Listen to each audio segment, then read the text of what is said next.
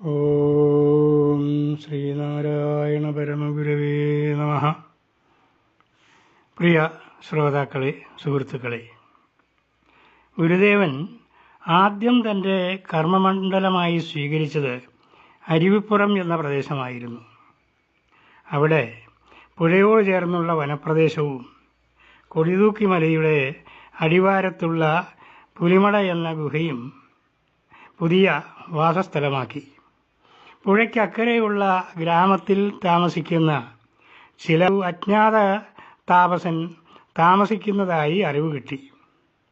ഒരു ദിവസം ആ ഗ്രാമത്തിൽ താമസിക്കുന്ന നാണിയാശാൻ എന്നയാളുടെ ഭവനത്തിൽ ഗുരു ചെല്ലുകയും നാണിയാശാൻ്റെ അമ്മയോട് നാണി ഇവിടെ ഉണ്ടോ എന്ന് ചോദിക്കുകയും ഭക്ഷണം ആവശ്യപ്പെടുകയും ചെയ്തു. അപ്പോൾ നാണി അവിടെ ഇല്ലായിരുന്നു. പാകം ചെയ്ത ഭക്ഷണവും ഇല്ലായിരുന്നു. നാണി വരുമ്പോൾ എൻ്റെ അടുത്തേക്ക് പറഞ്ഞു വിടുക, ഞാൻ അല്പം വടക്കുമാറിയുള്ള പേരാൽ ചുവട്ടിൽ ഉണ്ടായിരിക്കും എന്നും പറഞ്ഞ് സ്വാമി മടങ്ങിപ്പോയി. നാണി വന്നപ്പോൾ അമ്മ, ഒരു താടിയും മുടിയും നീണ്ട സന്യാസി വന്ന് നിന്നെ അന്വേഷിച്ചു. അദ്ദേഹം വടക്ക് വേരാൽ ചുവട്ടിൽ കാണുമെന്നും പറഞ്ഞു. അവർ മകൻ്റെ കയ്യിൽ മരച്ചീനി പുഴുങ്ങിയത് കൊടുത്തയക്കുകയും ചെയ്തു. അങ്ങനെ നാണിയാശാൻ ഗുരുവിനെ അറിയുകയും അദ്ദേഹത്തിൻ്റെ പല അത്ഭുത പ്രവൃത്തികൾക്കും സാക്ഷിയാവുകയും ഗുരുദേവൻ്റെ ഭക്തനും സേവകനും ആവുകയും ചെയ്തു. നാണിയാശാൻ പട്ടണത്തിലുള്ള ഒരു പപ്പുപിള്ള എന്നയാളുടെ കൂടെ ആധാരമെടുത്ത് പരിശീലിക്കുകയുണ്ടായിരുന്നു. അതിനാൽ രാവിലെയോ വൈകിട്ടോ മാത്രമേ ഗുരുദേവനെ സന്ദർശിക്കാൻ അദ്ദേഹത്തിന് കഴിഞ്ഞിരുന്നുള്ളൂ.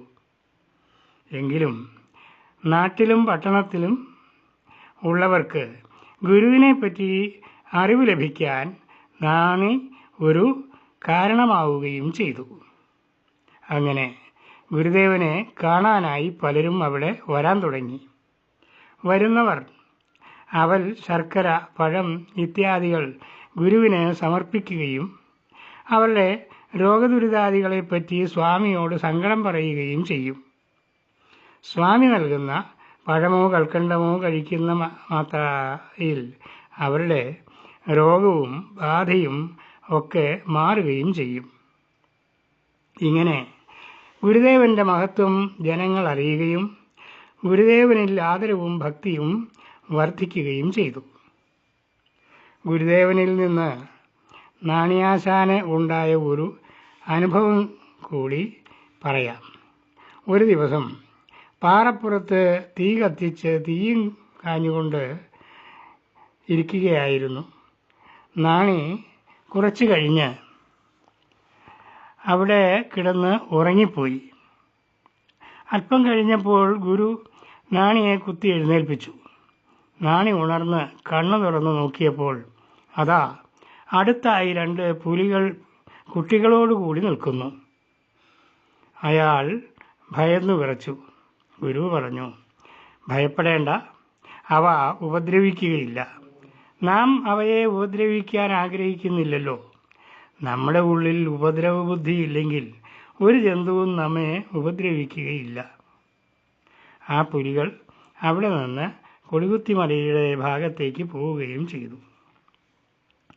പിന്നീടൊരിക്കൽ അവിടെ ഗുരുവിന് വസിക്കാൻ ഒരു പർണശാലയൊക്കെ ഉണ്ടായതിനു ശേഷം നടന്ന സംഭവമാണ്. ഗുരുവിൻ്റെ സമീപത്ത് ഏറത്ത് കൃഷ്ണനാശാൻ എന്ന പേരുള്ള ഒരു വ്യക്തി ഉള്ള ഒരു സമയത്ത് ഒരു മൂത്താശാരി കക്ഷത്തിൽ ഒരു ശീലക്കുടയും പിടിച്ച് ഗുരുദേവൻ്റെ മുമ്പിൽ വന്ന് തൊഴുതിട്ട് ഇറയത്തേക്ക് മാറി നിന്നു. ഗുരുദേവൻ അയാളോടായി പറഞ്ഞു, നിങ്ങളുടെ കുടയ്ക്കകത്ത് ഉള്ള തീയിൽ വെച്ചിട്ടുള്ള അവിലും നാളികേരവും ശർക്കരയും എടുക്കൂ, നമുക്ക് ഭക്ഷിക്കാമല്ലോ. അയാൾ ഗുരുദേവൻ പറഞ്ഞതുപോലെ കുടയ്ക്ക് അകത്ത് ഒളിപ്പിച്ചു വച്ചിരുന്ന പൊതിയെടുത്ത് നിവർത്ത് ഗുരുദേവൻ പറഞ്ഞതുപോലെ അതിൽ അവലും നാളികേരവും ശർക്കരയും ഉണ്ടായിരുന്നു. ഗുരുദേവൻ അയാളോട് ചോദിച്ചു, ഇനിയും നാം വല്ലതും പറയണമോ? അയാൾ തൊഴുതുകൊണ്ട് വിനയത്തോടു കൂടി പറഞ്ഞു, വേണ്ട, ഇനിയും ഞാൻ പരീക്ഷിക്കാനില്ല. കൃഷ്ണനാശാൻ അയാളോട് കാര്യം എന്താണെന്ന് ചോദിച്ചപ്പോൾ മൂത്താശാരി പറഞ്ഞു, ഞാൻ എന്തെങ്കിലും പൊതിഞ്ഞ് ഒളിപ്പിച്ചു കൊണ്ടുവന്നാൽ അതെന്താണെന്ന് സ്വാമി കൃത്യമായും പറയും. ഇത് 7ാമത്തെ പ്രാവശ്യമാണ്. നമ്മുടെയൊക്കെ മനസ്സിൽ ചിന്തിക്കുന്നത് എന്താണെന്ന് അറിയാനുള്ള കഴിവ് ഈ സ്വാമിക്കുണ്ട്. നമസ്കാരം.